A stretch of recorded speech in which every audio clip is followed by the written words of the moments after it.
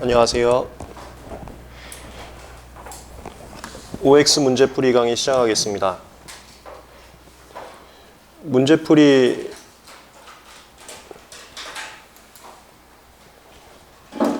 강의 소개 먼저 하겠습니다. 지금 하는 게 OX 문제풀이 강의입니다.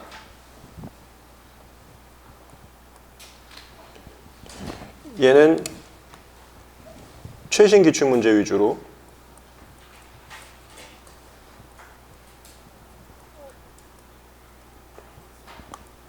쟁점별로 정리를 합니다. 여기서는 문제풀이 스킬 말씀드리고 내용 정리 같이 합니다. 그 다음에 기출문제풀이 강의가 또 있습니다.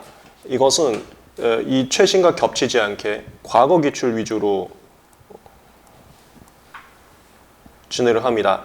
과거 기출이 생각보다 최신 기출보다 훨씬 더 문제질이 좋으면서 변별력 가릴 수 있게 그 내용을 정확하게 알아야지만 풀 수 있는 문제들이 더 많습니다. 그래서 연습하기에 좋은 문제들이 제 개인적인 생각으로는 훨씬 더 많습니다. 그것은 이제 기출문제풀이 강의에서 할 겁니다. 그래서 각 문제풀이 강의마다 내용이 겹치지 않습니다. 어떻게 겹치지 않는지를 먼저 소개를 하는 거예요. 그 다음에 마지막이 객관식 문제풀이인데 이건 기출 이외의 문제들을 연습할 겁니다. 그리고 매월마다 하는 월말 모의고사도 기출 이외의 문제들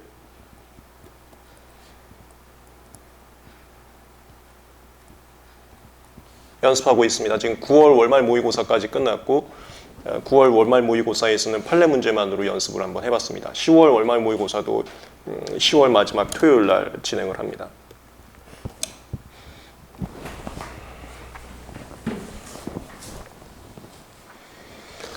OX 문제풀이 강의 수강하실 때에는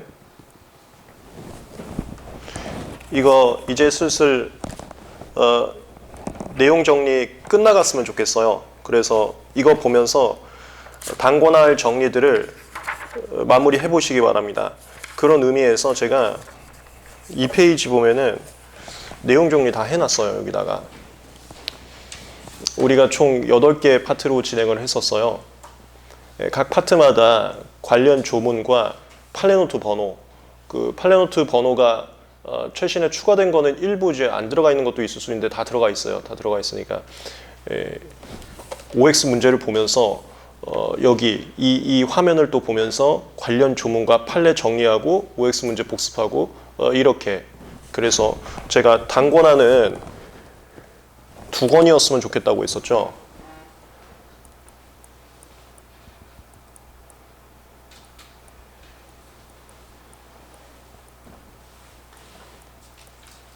조문 같은 경우는 조문 노트였으면 좋겠고, 이게 순서대로 되어 있지 않아서 보기 어렵다고 하는데 그 경지를 지나가야 됩니다. 그러니까 기본 강의 때는 순서대로 되어 있지 않으면 이해가 되지 않기 때문에 순서된 기본서를 바탕으로 해서 우리 필기 자료로 진행했지만, 나중에 지금 OX 문제 보고 기출문제 보면서 기출문제의 출제 경향을 볼 건데 조문 그대로의 날 거 그대로 출제하기 때문에 결국에는 조문도 그대로 가셔야 돼요. 이걸로 좀 단권화가 됐으면 좋겠고, 판례 같은 경우는 판례 노트 봐도 좋고, 아니면은 판례 노트 핸드북 얇은 거 보셔도 좋고, 아니면 우리 그 종합반분께서 정리해 주신 밑줄 정리 자료만 보셔도 좋고 괜찮습니다.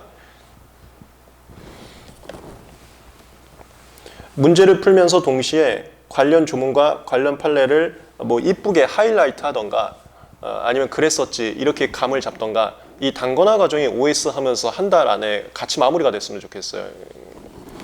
그리고 그러니까 OX 문제 풀면서 원하는 목적 사항들을 제가 좀 정리를 해드리면, 그 다음에 여기가 이제 문제 유형들이 다 제가 써놨습니다. 이게 조문형인지 판례형인지 사례형인지.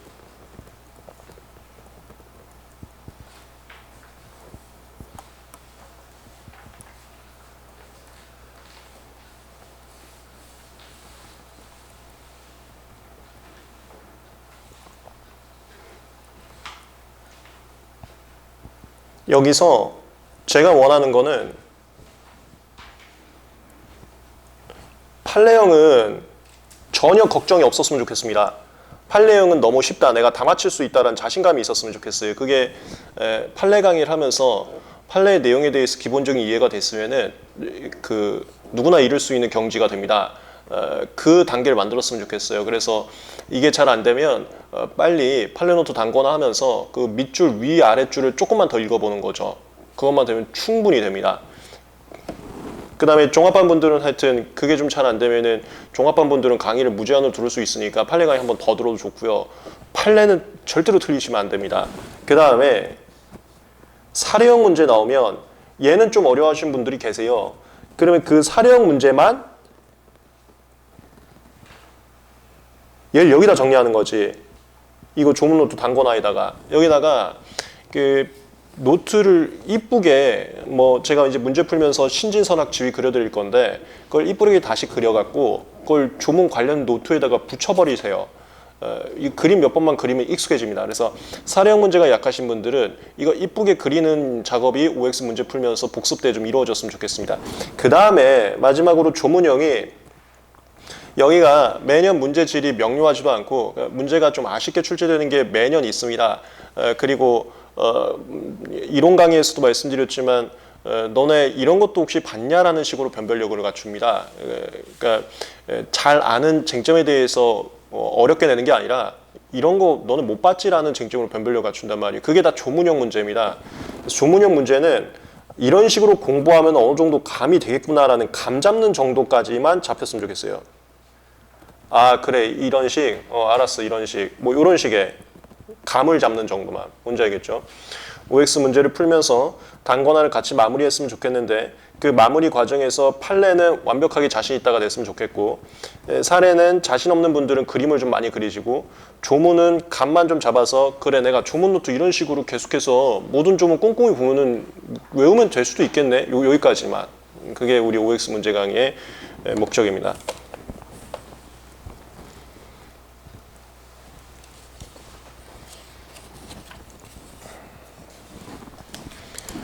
단권화 마무리할 때 앞 페이지에 있는 조문 번호하고 판례 노트 번호 정리해 놓은 거 같이 한번 봐보시기 바랍니다.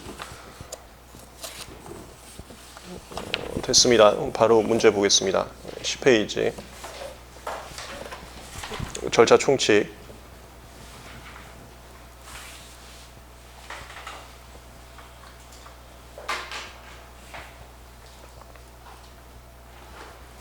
절차 총칙은 판례형 문제가 거의 없고 이거는 80% 이상의 조문형 문제밖에 없습니다.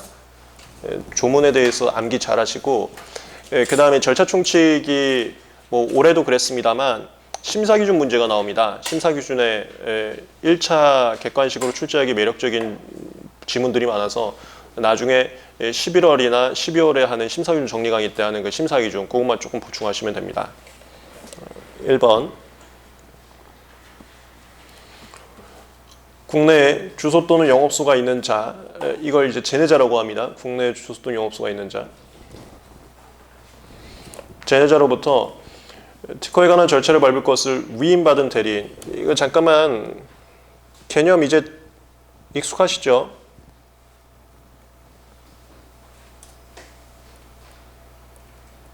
제내자하고 제외자 잘 구분하셔야 되고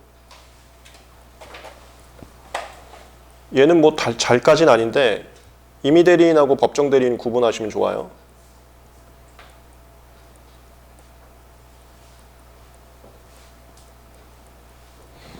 우리가 조문 특강에서는 문제가 어떻게 출제되는지까지도 다 잡았었는데 그거 다시 한번 리마인드를 좀 하자면 이게 너무 많이 봤죠? 제내자 제외자는 무조건 이 문제 나옵니다.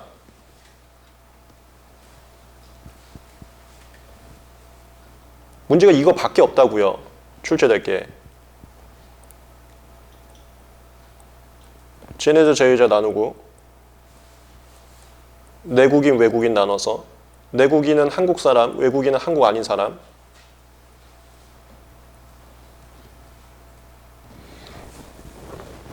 그래서 5조 특허관리인 필요하다는 쟁점은 내국인이건 외국인이건 다 걸리는 거야. 특히나 얘 갖다 장난칩니다. 한국 사람이어도 제외자면 5조 걸리는 거야. 그 다음 5조하고 똑같은 게 PCT 206조. PCT 출원 국내 단계에 진입할 때 기준일부터 2개월 이내 특허관리인 선임할 것. 내국인도 걸린다는 거 넘어가지 마세요. 그 다음에 제외자면서 외국인이면서 비동맹국이어야지 걸리는 게 25조. 이게 제내자 제외자 구분하는 문제. 얘밖에 안 나옵니다. 5조 201조 25조. 임의대리인 법정대리인 이거 기본 강의난 조문 특강에서 기억나시나요? 뭐가 문제 나오는 건지? 권한이야 권한. 어디까지 할 수 있는지 권한. 법정대리인은 문제 나오는 게 3조 이항밖에 없어. 상대방이 나한테 어택 들어온 거에 대해서는 후견감독인 동의 없이도 할 수 있다. 그거밖에 없어요. 시험 문제가. 상대방이 나한테 어택 들어온 거에 대해서는 후견감독이 없이도 할 수 있다. 임의대리인은 무조건 1라인이지 서면으로 위임장 받아야 된다. 출전투 신청 후 불복은 특별 위임장 받아야 된다. 시행규칙 5조인가요? 포괄위임 받았으면 또 다 할 수도 있다. 1라인. 위임장 받을 것, 출전투 신청 후 불복은 특별 위임장 받을 것, 그 다음에 포괄위임 받았으면 포괄위임 번호만 있으면 될 것. 요 라인.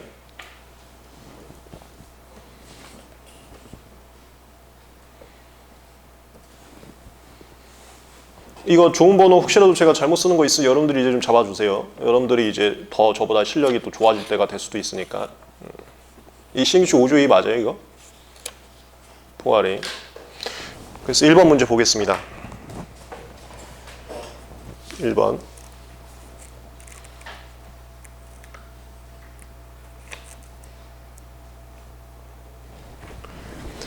다시 읽어보면 국내 주소통 영업소가 있는 자로부터 제내자죠. 특허에 관한 절차를 밟을 것을 위임받은 대리인은 이게 임의대리인이야. 위임받았다는 게 이게 임의대리인이야. 임의대리인은 특별히 권한을 위임받아야만 아이 게임 끝났어. 이건 무슨 면, 무슨 경우, 무슨 때라는 표현 형식은 아닌데 여기까지 보고 전제 조건이라고 보시고 바로 끝나야 돼. 이러면 출전투 신청 후 불복 얘기 아니야. 위임받아야만 출전투 신청 후 불복할 수 있는데 뒤가 출전투 신청 후 불복에 해당하는지를 보면 출원의 변경 포기 취하. 이거 맞네. 이거 출이네 출. 이게 출이거든요. 할 수 있다. 맞아. 이거 O. 그래서 제가 조문 특강에서도 많이 잡아드렸지만 문제풀이 강의 라인들 OX 기출 객관식에서 잡아드릴게요. 이 쟁점만 나오면 뒤에서 문제 낼 수 있는 게 요 내용밖에 없습니다까지도 잡아드리겠습니다. 그러면 이게 어디에 좋냐면 아까도 제가 말씀드렸지만 조문형 문제가 불명료하게 나오는 문제가 매년 있습니다. 그랬을 때 아예 이 쟁점에서는 이것밖에 문제를 출제할 수 없어를 잡고 가면 불명료한 문제도 풀 수 있는 능력이 개발돼. 뭔 소리인지 알겠어요? 그것까지도 제가 잡아드리겠습니다. 2번. 복수 당사자 중 일부만 대리인을 선임한 경우 이거 무슨 경우 나왔는데 이게 심사기준 문제야 이게.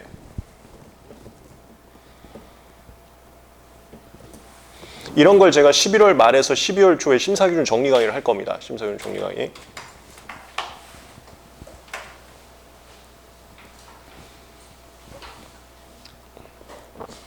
여기 출원을 했고요. 출원할 때 요구되는 서면인 출원서에다가 당사자, 출원 자체의 당사자를 출원인이라고 합니다. 이 갑을 공동 출원했어. 이게 복수 당사자라고 하는 거야.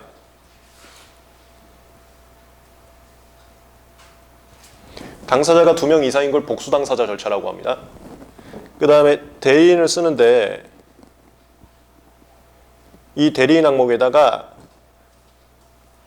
병 1명 썼고 병이 간만의 대리인이야. 간만의 대리인. 그래서 갑한테 받은 위임장만 첨부했어. 을의 대리인은 아니야. 을은 대리인이 없어. 을은 대리인이 없어. 이런 상황일 때 이 보세요. 이 출원 절차에 관련해서 심사 청구하려고 그래. 심사 청구. 이건 병 혼자 할 수 있어. 무슨 소리인지 알겠어요? 이 심사 청구 절차는 병 혼자 할 수 있어. 왜?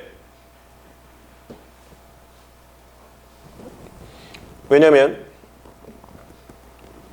복수 당사자일 때 쟁점이 출전투 신청 후 불복에서 그 특복 빠진 거야. 특허권 포기하고 복대리인 선임.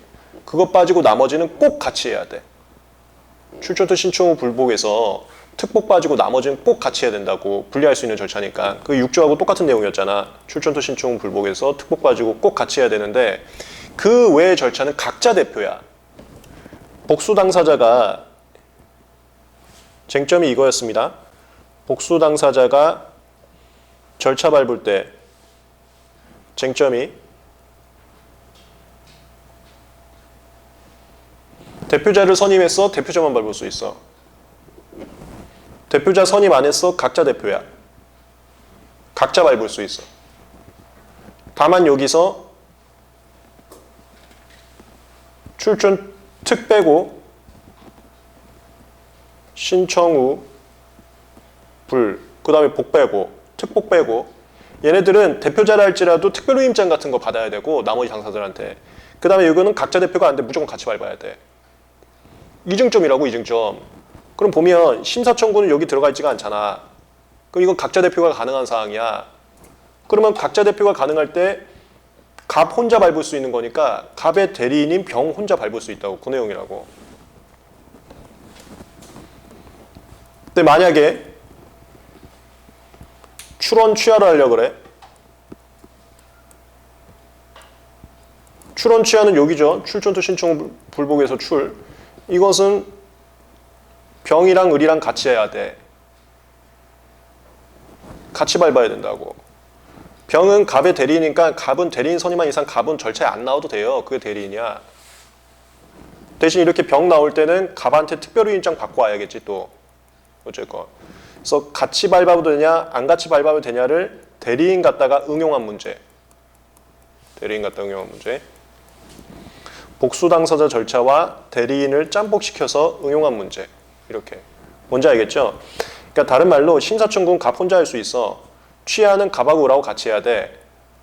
이거를 갑을 병이란 대리인 더 집어넣어서 응용한 문제라고.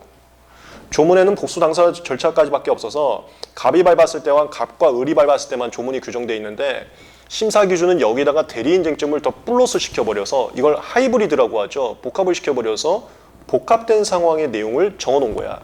그러니까 이러니까 심사기준 문제 자꾸 출제하시려고 하는 거예요. 하이브리드 상황까지도 심사기준 정리가 돼 있거든요. 이런 걸 11월 말에서 12월 초에 제가 정리를 해드릴 겁니다.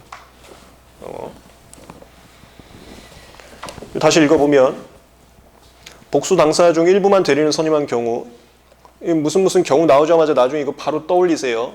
전형적인 심사기준 문구니까.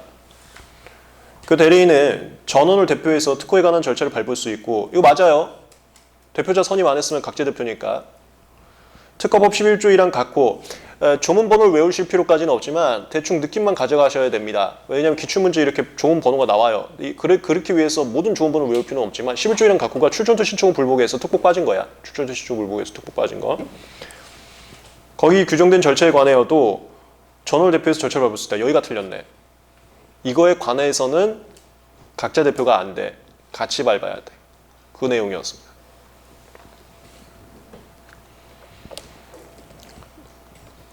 조문형의 업그레이드 버전이고 이런 업그레이드 버전들은 심사기준 정리 강의에서 다시 한번 좀 정리를 해드릴 겁니다.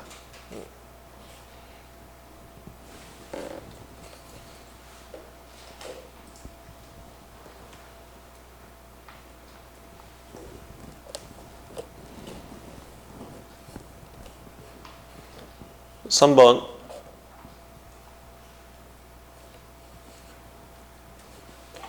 제내자와 제의자가 공동으로 출원한 경우 이것도 무슨 경우 나왔는데 얘도 심사기준의 전형적인 문장이에요. 심사기준의 전형적인 문장.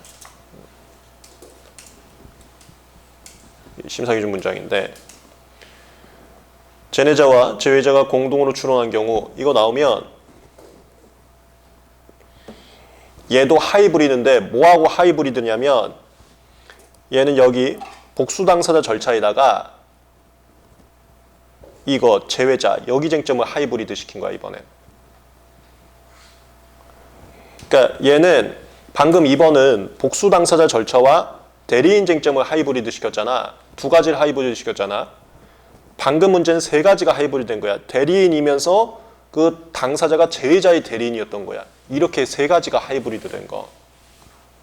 복수 당사자, 대리인, 그 다음에 제외자의 대리인. 이렇게. 그러면 이번에 그림 상황을 그대로 모티브로 하니까 별도로 그림을 안 그리고 이번에 그림 상황을 가지고 한번 설명 좀 해드릴게요. 제내자가 제외자가 공동으로 출원한 경우 특허법 11조 1항 각 호에 규정된 절차를 제외하고는 이게 출두 신청 후 불복이죠. 출두 신청 후 불복에서 특복 빠진 거. 이거는 모두 같이 해야 되니까 이걸 제외하고는 이렇게 한 거야.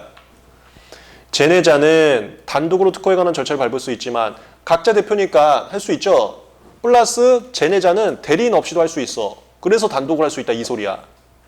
근데 제외자는 국내 체류한 경우를 제외하고 특허를 선임하지 않고선 특허에 관한 절차를 밟을 수 없다. 이건 맞다고. 왜냐면 제외자는 대리인 없으면 못하거든. 이게 하이브리드라고. 하이브리드. 복수 당사자 절차와 대리인과 제외자까지 하이브리드한 거. 세 개를 하이브리드한 거. 얘도 심사규정의 전형적인 문장입니다. 심사규정 전형적인 문장. 그래서 왜 제가 기본 강의에서 심사규정 빼고 심사규정 제일 마지막에 모든 게 완성된 상태에서 강의하려고 하는지 이해되시죠? 복수 당사자 절차를 이해했고 대리인 절차를 이해했고 제외자 절차를 이해했어야지만 그 다음에 할 수 있는 내용이어서 이걸 앞에서부터 하면 아무것도 이해가 안 돼. 그래서 순서상 제일 뒤로 빼놓은 거예요. 2번, 3번 심사규정 문제였습니다. 심사규정 문제.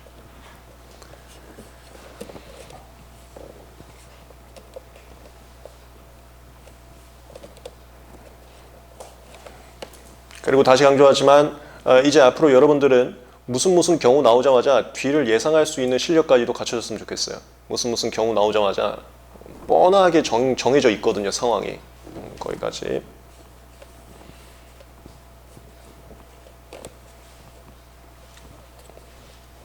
(4번) 3조 1항의 법정 대리인은 이게 법정 대리인 나왔다. 법정 대리인 나오면 이거밖에 문제가 없어. 그래서 상대방이 나한테 어떻게 한 거? 내가 미성년자야. 근데 내가 특허권자야. 그럼 나한테 무효심판 걸거나 나한테 취소신청 걸거나 나한테 뭔가 어택 들어온 거. 그거에 대해서는 후견 감독의 동의 없이도 바로 진행할 수 있다. 그거밖에 없어. 3조 1항의 법정 대리인은 후견 감독인의 동의 없이 상대방이 청구한 심판. 이 맞지? 내가 청구하는 거 말고 내가 청구 당하는 걸. 그거에 대해서는 후견 감독이 동의 없이 바로 할 수 있다. 맞네. 이거 맞죠? 5번. 제외자인 국제특허 출원의 출원인은 이걸로 게임 끝났어. 제외자 하면서 갑자기 PCT 얘기 나오잖아요. 그럼 무조건 이거야. 206조. 제외자 얘기를 하면서 굳이 PCT 얘기를 해. 206조야. 제가 센스 하나만 더 잡아드리겠습니다. 이거 항상 그 해당되는 건 아니지만 항상 일치하는 건 아니지만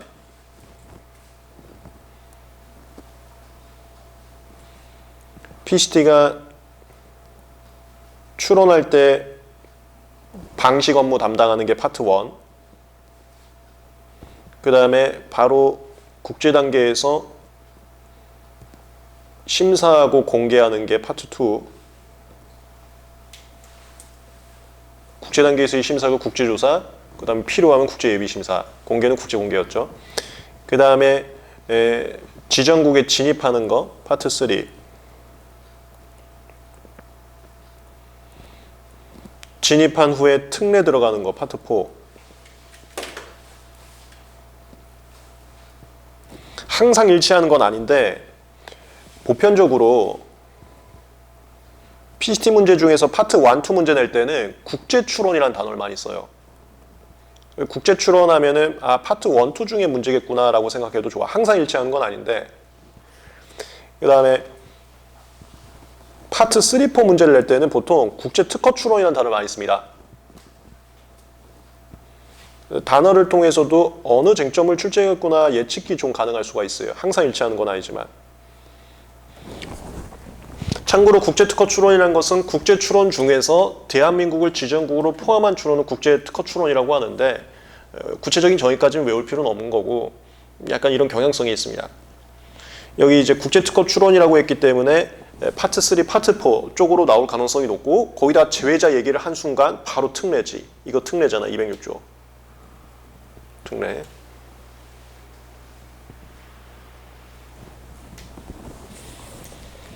제2자인 국제특허 출원의 출원인은 기준일까지는 5조 1항에도 불구하고 특허 권리인에 의하지 않고 특허에 관한 절차를 밟을 수 있으나 맞죠? 기준일까지는 제2자 필요 없이 진입하는 절차 밟을 수 있어요. 이게 특례였어. 원래 제2자면 특허 권리 필요한데 여기 특례에서는 기준일까지는 특허 권리 없이도 할 수 있어. 특허법 201조 1항에 따라 이런 거 전부는 외울 필요는 없지만 익숙해졌으면 좋겠습니다. 201조 1항에 따라 국어원을 제출한 제2자는 기준부터 2개월 이거 날짜 보는 거야. 이거 날짜 문제예요. 2개월이 맞는지 틀린지 그거 보는 겁니다. 이거 기준부터 2개월 맞죠? 기준부터 2개월 내에 특허 관리인 선임해서 특허청장에게 신고해야 되고 맞고 신고하지 않으면 취하 간주 여기까지. 신고하지 않으면 취하 간주. 파트 4 특례 문제였습니다. 기준부터 2개월. 기준부터 2개월. 이런 건 통상 이런 식으로 나와요. 기준부터 뭐 3개월 아니면 기준부터 30일 이렇게 나옵니다. 기준부터 30일이 그 공제 주장할 때 기준부터 30일이거든요. 헷갈리라고 그렇게 남의 거 갖다 집어넣는 경향이 많아요. 남의 거 갖다가. 문제풀이에 팁을 드리자면 날짜만 나오면 날짜 무조건 맞는지 체크하셔야 됩니다. 날짜 문제는 매년 2-3개 이상씩 나오니까 정확하게 날짜 맞는지는 체크하셔야 되고 날짜는 우리 기본서에도 제가 다 정리를 해놨었고 하나에 묶어서 그 다음에 나중에 이제 최종 정리 교재에도 다 정리해 놓을 거고 그 다음에 우리 조문특강 서브집에도 정리를 해놨었는데 날짜는 12월부터는 딸딸딸딸 계속 외워야 됩니다. 12월부터는 완벽하게 다 외워야 돼요. 부담 갖지 마세요. 계속 보다 보면 너무 쉽게 외워지니까 전혀 부담 가질 필요는 없고 그 다음에 6번 제2자가 특허 관리인 선임하지 않고 특허에 관한 절차를 밟은 경우에는 무슨 경우 나왔는데 이거 저 문제 되네. 방식 위반이네. 방식 위반이라는 소리네요. 특허 관리인 선임하는 등의 보종으로 훈계를 해소할 수 있다. 여기 틀렸네. 이거 너무 많이 했죠? 우리가 조문특강에서 대비적으로 들어간 이유가 이런 문제 때문입니다. 대비를 해야 이걸 정확하게 풀 수가 있어. 이거 좀 보정이라는 게 어디서 나온 거냐면 이 반려사유하고 절차 무효사유 이거 대비입니다. 절차 무효사유가 3조 1항 6조 방식수수료 이거고 그 다음 반려사유 중요한 것들 기본 강의하고 조문특강에서 잡아드렸어요. 그거 외우세요. 사유 외우고 그 다음에 이 무효사유에 대해서는 수정을 하거나 반박을 할 수 있고 반려에 대해서는 수정이 절대 안 돼. 그래서 됐어요. 빠꾸 그냥 당장 놓으세요. 빠꾸하거나 아니면 여기서는 반박한다는 걸 이제 소명서라고 하는데 용어에 대해서는 그렇게 의식하지 않아도 됩니다. 하여튼 반박한다고 보시면 돼요. 소명하거나 이거 내고 그럼에도 불구하고 해소가 안 됐다. 여긴 반려 머스트. 여긴 무효 가능. 이거 완전 대비. 대비고 하나만 더. 이게 이제 어렵게 나올 때 너네 이런 것도 알아? 라고 나올 때 이게 나올 수 있는데 하나만 더.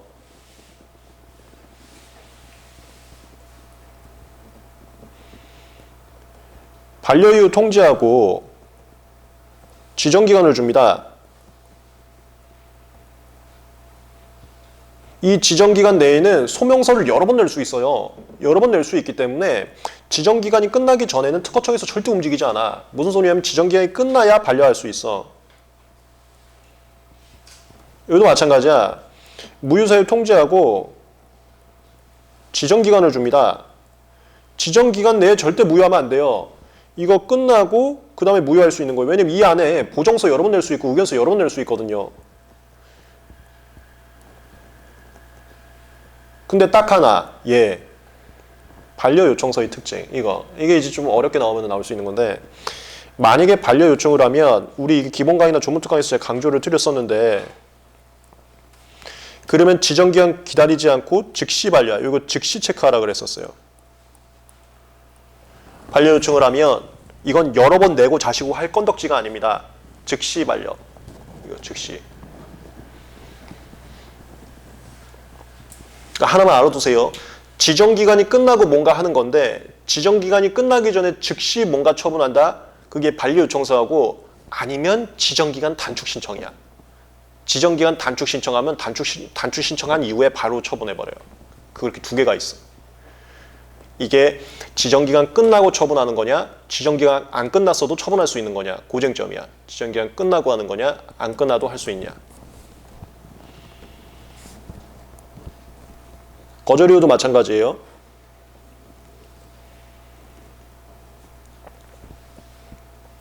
거절 이유 통지하고 지정기간 끝나야지만 거절 결정할 수 있는데, 아니면 뭐 특허 결정할 수도 있고요.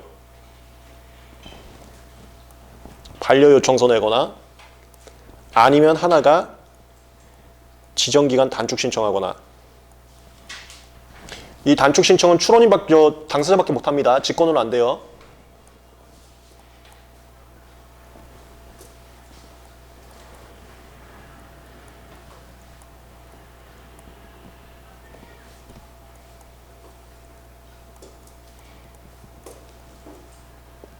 알아만 두시죠.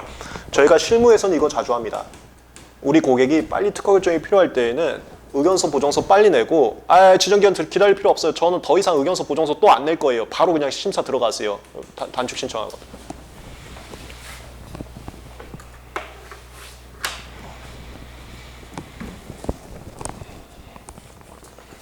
6번이 반려사유와 무효사유 대비였습니다.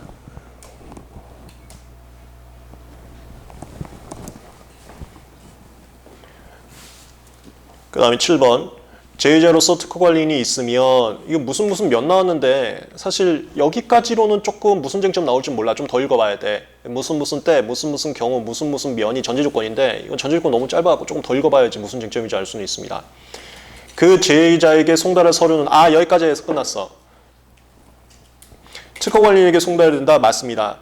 특허관리인이 없으면 제휴자한테 항공등기 우편으로 보내게 되고요. 항공등기 우편으로 보내게 되면 발송한 날에 송달된 것으로 간주합니다. 근데 특허관리인이 있으면 특허관리인한테 보냅니다. 그 쟁점. 이게 송달 쟁점이었지.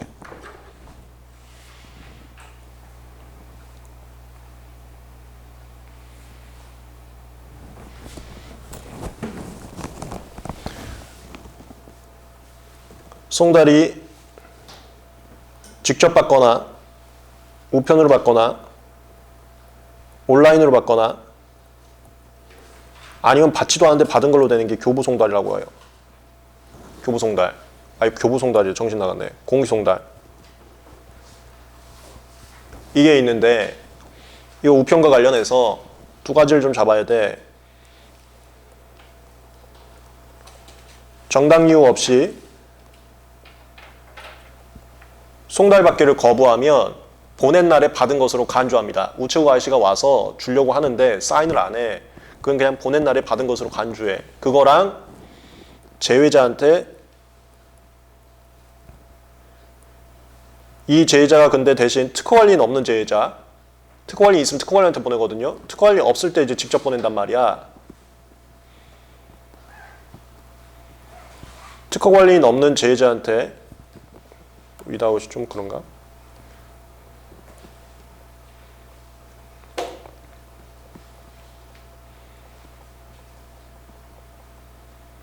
특허관리인이 없는 제휴자한테 항공등기 우편으로 보낼 때는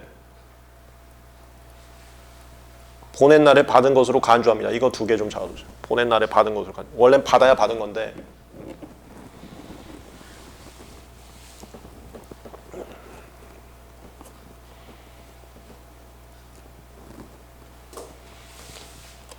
(8번)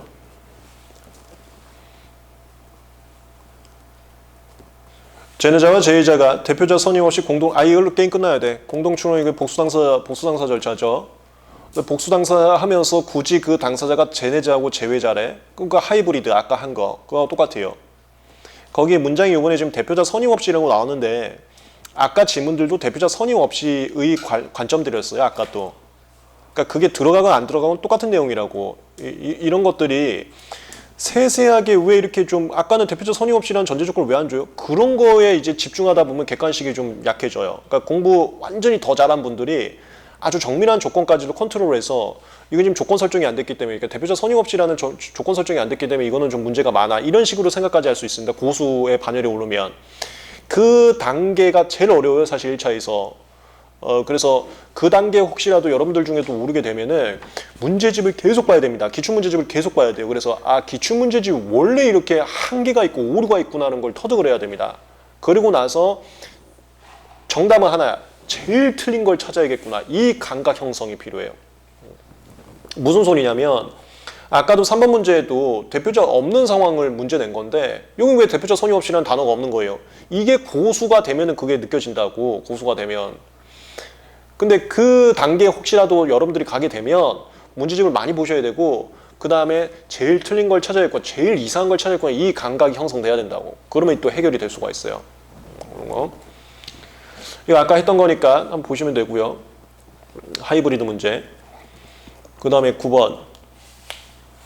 얘도 똑같죠. 제내자와 제의자가 대표자 선임 없이 공동으로 출원한 경우 이것도 공동 출원, 보수 당사자인데 굳이 거기다 제의자 집어넣었어. 그 하이브리드 문제 똑같습니다. 한번 읽어보시면 되고요. 10번 특허 관리인도 통상의 위임에 의한 대리인과 마찬가지로 심판 청구 취하는 이거 나오자마자 게임 끝나야 돼. 이거 출전투 신청 후 불복 얘기예요. 출전투 신청 후 불복에서 각종 취하죠. 뭐 심판 청구 취하, 출원 취하, 모든 그냥 아무 절차나 취하. 취하는 특별수권 사항이 맞고요. 그 특별수권 사항에 대해서는 특별히 위임을 받아야지만 행위할 수 있다. 이거 제가 기본 강의나 조문 특강에서 말씀드렸습니다. 제내자의 임의 대리인하고 제외자의 임의 대리인 과거엔 좀 달랐는데 지금은 똑같아요. 제외자의 임의 대리인도 제내자의 임의 대리인도 똑같습니다. 특별수권 사항은 특별히 인적 받아야지만 할 수가 있습니다. 이건 이제 개정법 문제 이런 게 개정법 문제.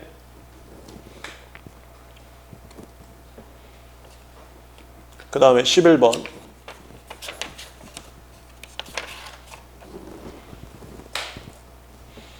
특허청장, 심판장 또는 심사관은 이거 무슨 은 나오면 이게 처분의 주체 문제입니다. 무슨 은 나오면 처분의 주체 문제인데 그 문제 읽으실 때 무슨 은 나왔을 때 심사관만 나오면 조심하세요. 보통 심사관님이 할 수 있는 게 심사와 관련된 것만 할 수 있지 나머지는 다 못하거든요. 그거 갖다가 기출문제 좀 나온 적이 있어요. 그래서 무슨 은 나왔을 때는 처분의 주체 문제 생각하시고 특히 거기에 심사관이 껴있으면 좀 조심 좀 하시기 바랍니다. 처분의 주체 문제는 기본 강의 조문 특강에서 다 정리를 해드렸었는데 시험 문제 자주 나오는 게 먼저 첫 번째 이거. 이건 자주 나옵니다. 여기서 뭐 심사에서 여기서 뭐 결정을 했어. 뭐 거저 결정을 했어요.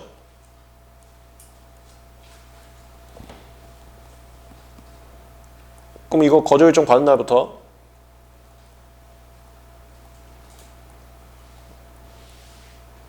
30일 이내 연장하려면 연장할 수 있고 거부심 청구하면 그때부터 심판 절차인데 그 전에 여기서 당사자가 돌아가셨어. 그래서 수계 결정할지 말지를 해줘야 돼. 수계를 해줄까 안 해줄까 그게 수계 결정 기각 결정이야. 그 업무는 전 절차가 담당한다. 수계 결정하고 그 다음에 이거 기간 연장. 기간을 연장을 해줄까 말까 그걸 승인한다라고 그래. 연장을 승인한다. 이건 전부 다 전 절차가 해야 돼. 특허청장님이 해야 돼. 그래서 여기서 특허 심판원장 나오면은 처분해 주체 문제야. 바로 틀린 점 찾아내. 심판 절차 진행되기 전에면 앞 절차 대빵해야 돼. 특허청장이야. 심판원장 나오면 바로 틀림. 그 다음에 그게 결정 또는 심결이 나왔어요. 그거 받았어요. 30일 내에 특허법원에 불복할 수 있습니다. 이때는 연장이라고 안 하고 부가기간이라고 하는데 부가기간을 더 줄까? 그럼 당사 돌아가셨어. 수계할까 말까? 그거는 전 절차가 답변해야 돼. 그게 심판장이야. 그래서 법관, 뭐 판사 이런 얘기 나오면 틀렸어. 뭐 재판장 이런 거 나오면 틀렸어.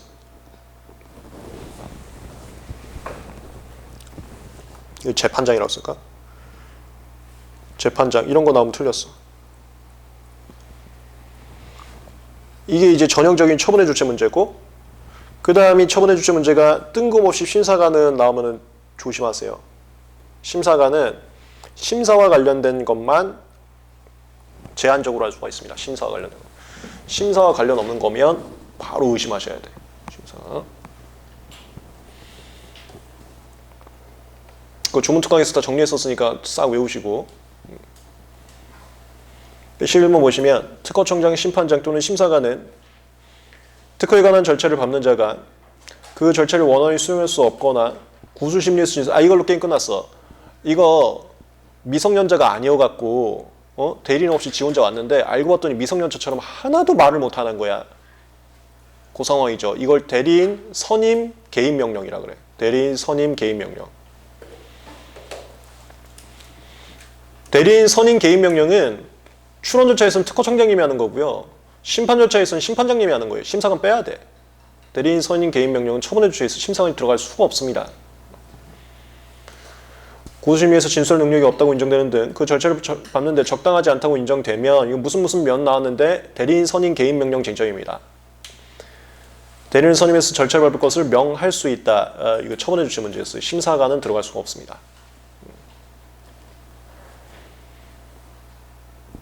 12번 대리인 선임 개인 명령 한 경우 이거 무슨 경우 나왔네요. 이거 나오면 그거밖에 시험 문제 안 나와. 보통 우리가 절차할 때 일부만 어떤 처분하는 거 되게 귀찮아서 안 해준다 그랬어요. 그래서 일부만 하는 거 잘 잡아두라고 했었어. 이거 대리인 선임 개인 명령하면 그 전에 어리버리 깔면서 밟은 절차를 전부 또는 일부, 그러니까 일부만도 무효로 할 수도 있어요. 그 전에 한 절차의 전부 또는 일부는 무효로 될 수 있다. 여기 일부도 가능합니다. 일부만도 무효도 가능합니다. 일부만도. 그 일부 잘 체크하시고.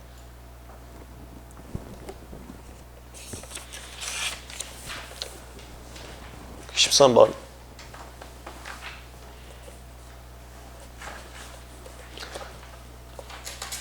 이것은 0.1초 만에 끝내야 되고 가끔 가다가 시험 문제 보시면은 너무 황당하게 당연한 소리 아니야 같은 문제도 출제됩니다. 그거 좀 쫄지 마시고. 미성년자는 법정 대리인 의하지 않으면 거부심 밟을 수 없다. 맞죠? 이거 미성년자는 법정 대리인 없으면 아무 절차도 못 밟아요. 거부심이건 출원이건 심사청구건 뭐 다 맞습니다.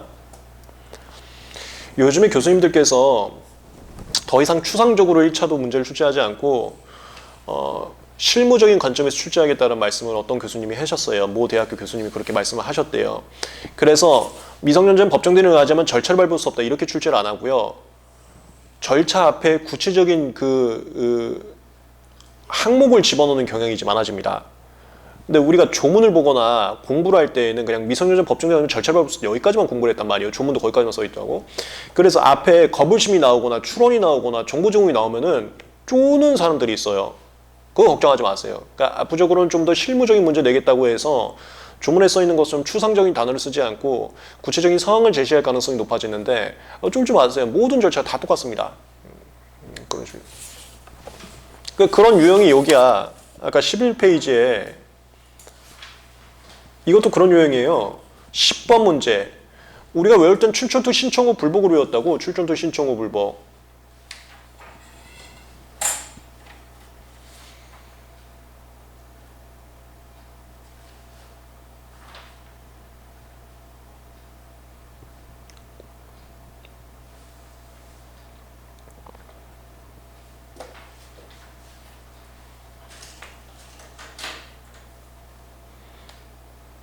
출존특 신청 청후 불복에서 청이 청구에 취하잖아. 우리 청구에 취하로 외웠었는데 그 청구가 뭐 심판 청구도 있고 심사 청구도 있고 여러 가지가 있다고. 이것도 이제 실무형 스타일이라고.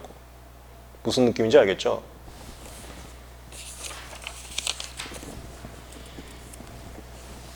그 다음 몇 개만 더 보고 마치겠습니다. 14번은 뭐 바로 보시면 되고요. 그 다음에 15번 미성년자가 밟은 절차는 법정 대리인이 추인하면 이건 무슨 면 나왔는데 바로 끝났어. 이게 장래호냐 소구표냐 문제예요. 장래호냐 소구표냐.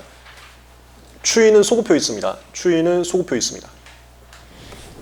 장래호는 얘네들만 좀 알아두세요.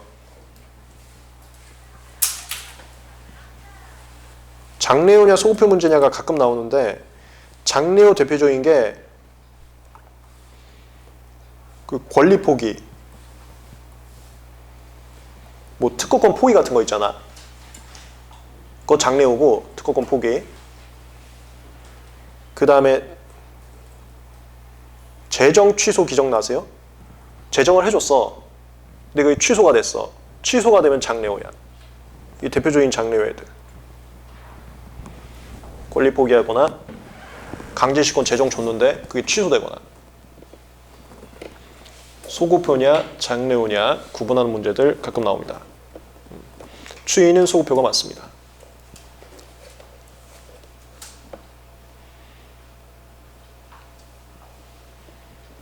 16번 대한민국 국민은 국내에 주소돈이 없어서 특허 관리는 의하지 않고 이게 이겁니다. 이거 더 이상 놀아나지 마세요. 맨날 시험 문제 나오는데 이게 여기에요. 내국인일지라도 제2자면은 5조 206조 적용되는 겁니다. 대한민국 국민이어도 제2자면 안 돼. 네.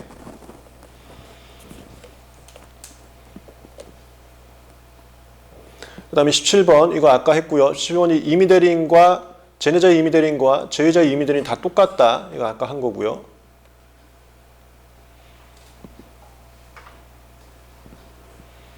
18번도 한번 보시면 됩니다.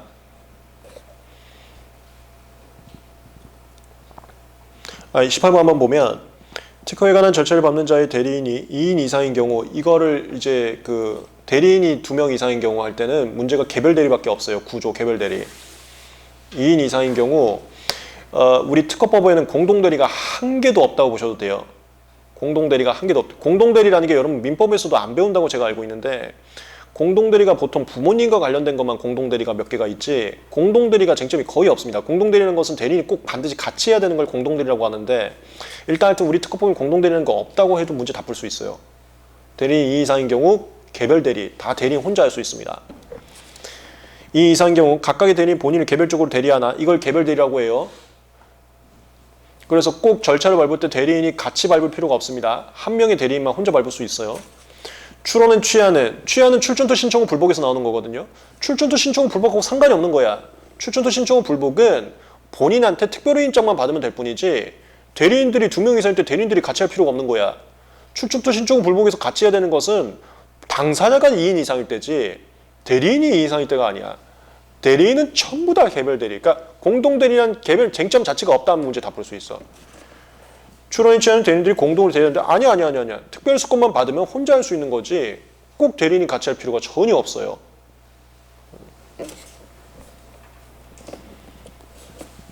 네, 19번은 아까 했고 20번도 아까 했습니다. 여기까지가 대리인 쟁점이었습니다. 그러면 사실 우리가 절차 총칙에서 먼저 했던 게 당사자 쟁점 먼저 하지 않았습니까? 근데 당사자 쟁점이 없어. 그 말은 뭐냐면 이게 OX 문제집 보다 보면은 기출문제가 자주 출제되는 범위가 어딘지를 또 알 수가 있어요. 근데 이거는 별로 도움이 안 돼갖고 제가 아까 오리엔테이션에서 이거는 OX 문제풀이의 목적으로 설정을 안 했는데 이 OX 문제집은 쟁점별로 제가 기출문제들을 다 정리를 해놨기 때문에 어느 쟁점이 많이 출제되는지를 볼 수가 있습니다. 예를 들어서 심판문제 출제되면은 1서부제밖에 안 나와요. 다른 거 막 복잡한 것들이 안 나온단 말이야.